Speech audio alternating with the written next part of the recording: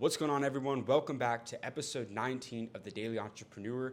I'm James. I'm here with Jack and Josh. And without further ado, let's get into it. So for our first article today, Mark Zuckerberg has made it clear that he is ready to go to war with Apple. And following the release of his $1,500 VR headset, he is now claiming that Apple's closed ecosystem is not suitable for the VR and augmented reality users. So what are your guys' kind of thoughts on this? Well, I think the thing is that, we saw this article with Tim Cook coming out saying he doesn't believe in the metaverse. We all kind of thought that was a bit skeptical of a statement because it's just kind of like, think about Apple and their product line. It makes sense that they would be in VR as well. And so the thing is with like the MetaQuest Pro that Zuckerberg, the MetaQuest Pro. It seems like that Tim Cook article was kind of just a jab at Facebook, wasn't it? Well, I think he was just kicking them while they're down and him coming after Meta. And basically, I think that he really just has something stuck up his sleeve that he's trying to release to the public under Apple.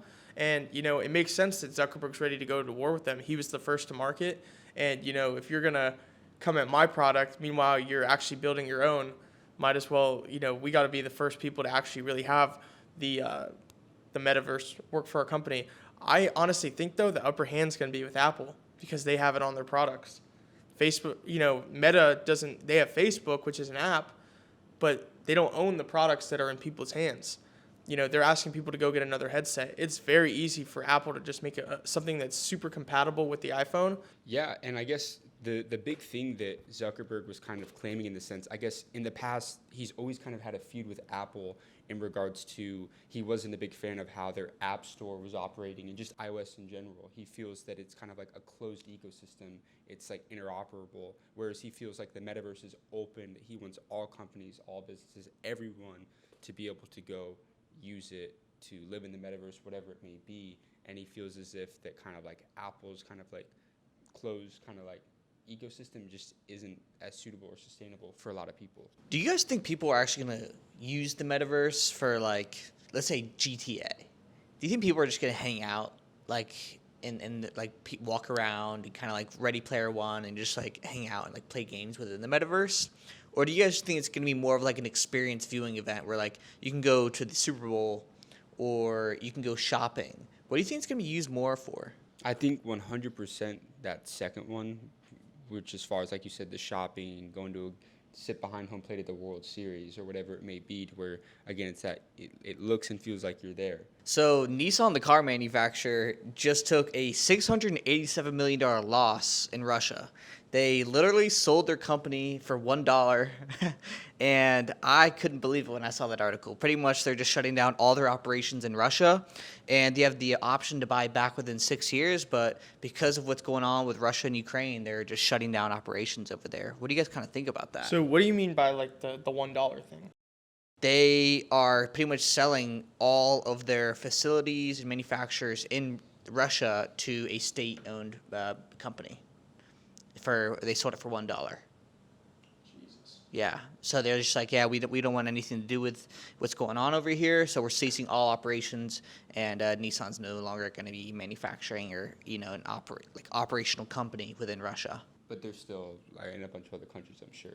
Yeah, Nissan's still everywhere around the world, but I was just like, They lost almost $1 billion. just think about that. This is Nissan, and just think about how many other big companies now have just shut down all operations within Russia. Like, do you think as the average consumer, just the average person in Russia, you're getting kind of frustrated about how this war is like affecting you, and just all the companies that have just shut down and kind of just ceased operations over there? At this point now, it's just going to be all like Russian manufacturing companies and Russian kind of like based companies that are going to be operating there.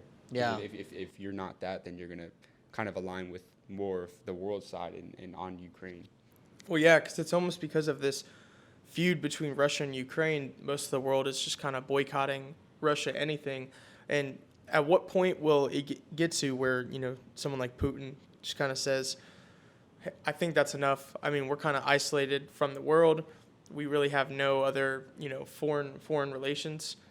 But I don't necessarily think that stuff like this is going to easily, peck at that guy. I really think that he's probably just going to... He's just like, whatever. He's just like, okay, cool, we'll make our own cars. Exactly. So are y'all familiar with the crypto company Binance? Yeah. Yeah, well, they actually just had a $567 million cybersecurity hack where somebody was able to come in and make $567 million US dollars worth of Binance coin on their blockchain. What are y'all's thoughts on this? Man, I need to start working on my coding skills, man. I need to start learning how to hack, bro. Yeah, I mean, yeah. Apparently, the attack came from North Korea of all places, which is kind of like, to me, I think it's just kind of random. Yeah. But you know, you never really hear much about North Korea, but every now and then they just come out with something crazy. I don't know. Maybe they're just stacking a bunch of crypto. Hey, man, this is the new age of bad getters, bro. People who are hacking, they're getting access to everywhere now. Credit cards, crypto now. I think it's the new wave. So it's just further extend your disbelief in the crypto economy. No, I mean, I believe in crypto to some extent, but I mean, honestly, man, after some recent experiences with Binance, karma, man, sucks to suck, bro. Yeah, it was like 3.2 billion. I don't remember the exact number, but yeah, about 567 million US dollars that they were able to mine. And then the CEO of Binance is just kind of like, yeah, it happened. You don't really know how to stop it, to be honest with you. It's crazy. So I mean, that made just a major concern for, I would say, just blockchain companies in general. Yeah, I mean, I just think that market right now, you saw what happened with Uber and Grand Theft Auto, now Binance, and all these crypto companies that are constantly dealing with a lot of volatility, where people are hacking and breaking into the systems and making a lot of money through that. I think that if you can protect companies and really implement good cybersecurity strategies, you're going to make a lot of money. Yeah, and It's people's data. the Binance CEO, although he said there's nothing we can really do to try to catch the hackers, since crypto hacks on a blockchain are pretty much anonymous. Crazy. Which is That's wild. crazy. It's really not traceable. Yeah. And so what he basically was saying is that, like, we're gonna try to do what we can, like putting up $1 million per, I guess, employee, like per coding employee that they have, to try to keep building cybersecurity barriers on their blockchain. But it's just a terrible look overall. I'm just curious if these companies just aren't investing enough into cybersecurity, or what's really going on. I think they think they are, and it's just not enough. Yeah. And it's because with this growing technology, they're not even sure if they've figured it out all the way. Absolutely. And so if you don't even know what the main technology itself is figured out all the way, it's hard to even know how to secure it. That about wraps us up for this episode 19. Thank you guys so much for watching The Daily Entrepreneur. We're going to be coming with more episodes soon for you guys. If you enjoyed the video, make sure to leave a like and subscribe. I'm Jack, this is James and Josh, and we're going to catch you with the next one. So fellas, what's the quote of the day? My mama always told me, if you gotta run, use your legs, son. That's it.